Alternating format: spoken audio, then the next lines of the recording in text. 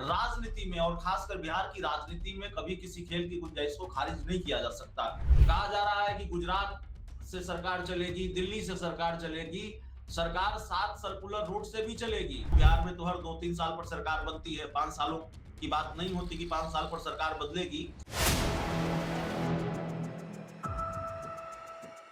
नमस्कार दोस्तों, कैसे हैं आप लोग। उम्मीद है आप सभी अच्छे होंगे। आज बिहार के लिए ऐतिहासिक दिन है, देश के लिए भी ऐतिहासिक दिन है, क्योंकि नीतीश कुमार 2 दशक से ज्यादा वक्त तक मुख्यमंत्री रहे बिहार के।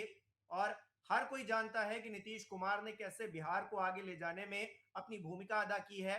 शराबबंदी जैसे जो कठिन फैसले हैं वो तक उन्होंने लिए, और उनका एक अलग वोट बैंक है, उनकी एक अलग दीवानगी है, उनके अलग प्रशंसक हैं, लोग उनको अलग तरीके का मुख्यमंत्री अब तक मानते आए।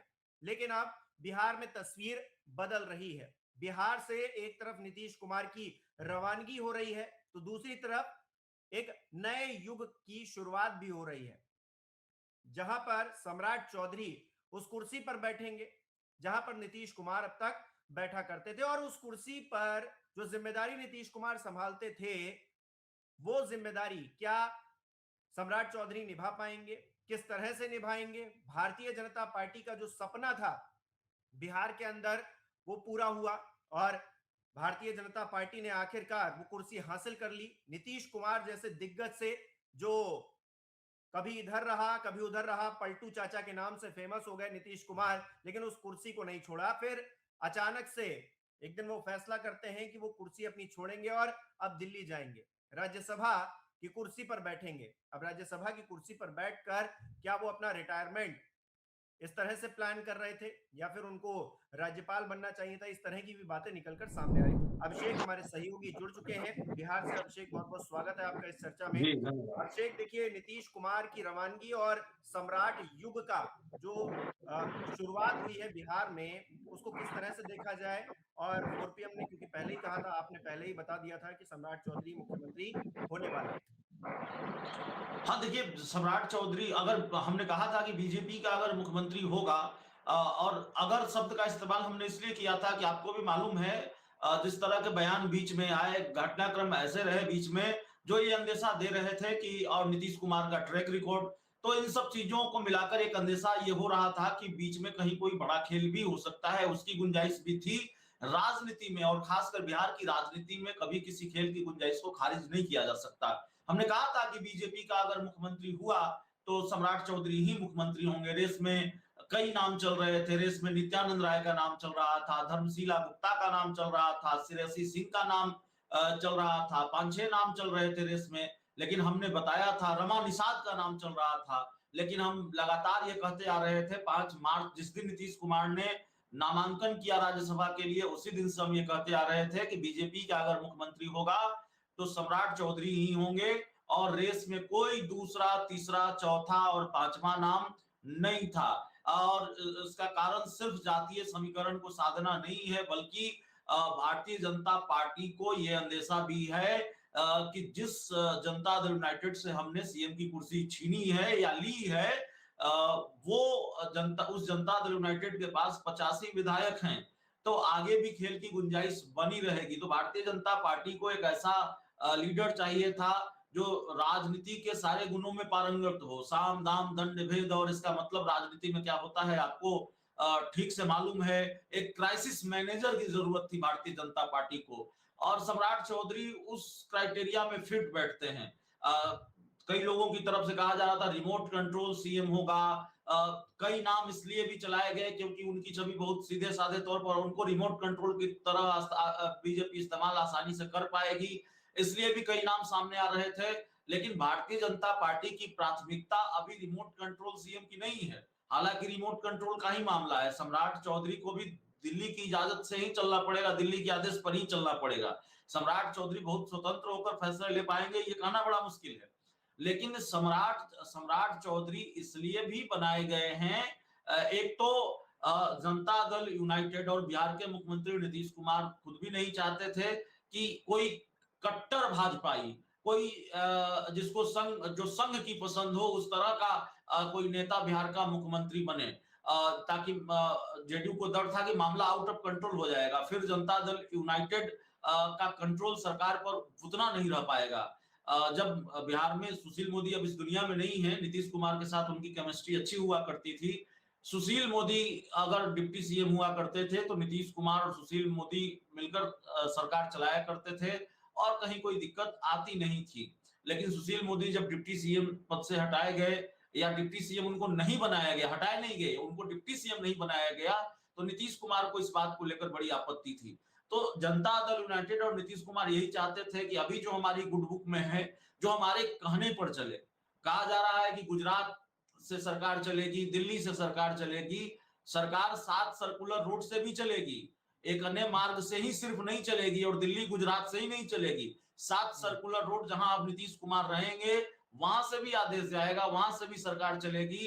सम्राट चौधरी सीएम है तो नीतीश कुमार सुपर सीएम है, ये बात भूलनी नहीं चाहिए। जनता दल यूनाइटेड की मजबूरी है कि 85 विधायक हमारे साथ हमारे पास है, तो हम ये बीजेपी को एहसास दिलाएं, एहसास दिलाते रहें कि 85 विधायक हमारे साथ हमारे पास हैं। 85 विधायकों वाली पार्टी है, आपसे 4 ही विधायक कम है।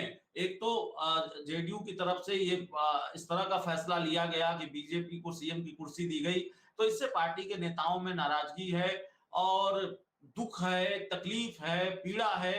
आज भी सुबह जेडीयू के कई नेताओं से बात हमारी हुई, 1-2 विधायकों से हमारी मुलाकात हुई, कल कुछ मंत्रियों से हमारी मुलाकात हुई, तो जाहिर तौर पर सबके अंदर ये तकलीफ है, थोड़ी नाराजगी भी है। तो अभी जेडीयू में सब कुछ सामान्य रहेगा। देखिए इस बात से तो इनकार ही नहीं किया जा सकता कि नीतीश कुमार की पार्टी में कई गुट हैं और इस बात से भी इनकार नहीं किया जा सकता कि भारतीय जनता पार्टी में कई गुट है, 2-3 गुट हैं। तो सम्राट चौधरी मुख्यमंत्री बने हैं तो बिल्कुल बीजेपी में स्थिति सामान्य रहने वाली है, ये भी नहीं कहा जा सकता। भारतीय जनता पार्टी के अंदर भी भूचाल देखने को मिल सकता है और जनता दल यूनाइटेड के अंदर तो भूचाल तय है। नीतीश कुमार ने आज इस्तीफा दिया है, कल नई सरकार का गठन होगा और उसके बाद आगे भी बहुत सारे खेल होने हैं।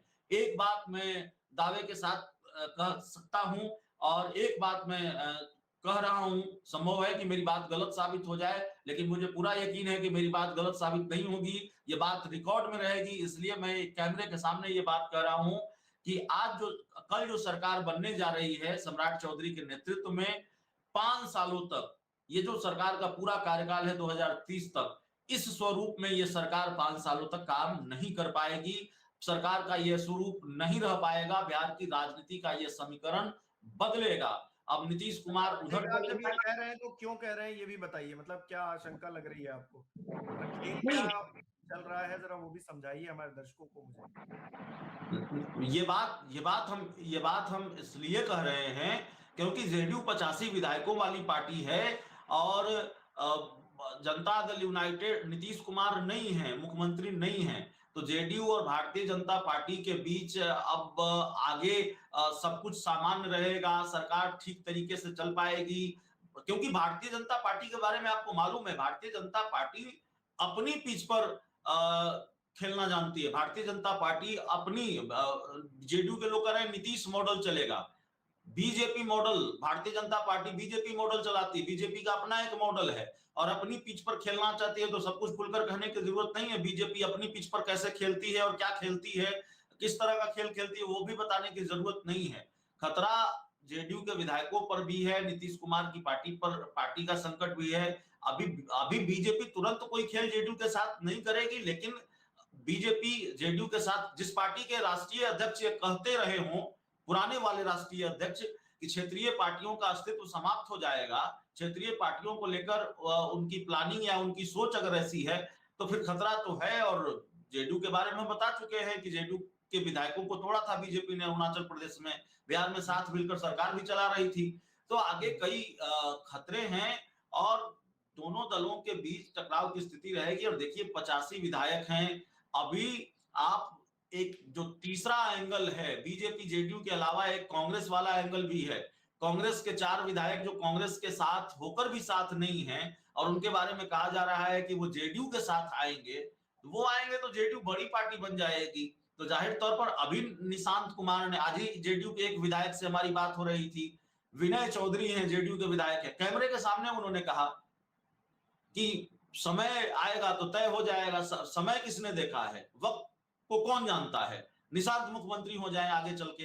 तो अभी जाहिर तौर पर ये चीजें हैं। देखिए अभी आप देखिए कि क्या स्थिति है। ये हमने पहली बार देखा है, जितनी बार से मैं ये सरकार बनते देख रहा हूं, बिहार में तो हर 2-3 साल पर सरकार बनती है, 5 सालों की बात नहीं होती कि 5 साल पर सरकार बदलेगी। तो कल ये पहली बार होने जा रहा है, जो अब तक जानकारी है, कोई मंत्री शपथ नहीं लेगा, सिर्फ मुख्यमंत्री सम्राट चौधरी शपथ लेंगे। और 2 मंत्री इसलिए शपथ लेंगे क्योंकि उन दोनों को उप मुख्यमंत्री बनना है। उप मुख्यमंत्री का पद कोई संवैधानिक पद नहीं होता, तो मंत्री पद की शपथ लेंगे जेडीयू कोटे से विजय चौधरी और विजेंद्र यादव, और वो डिप्टी सीएम होंगे।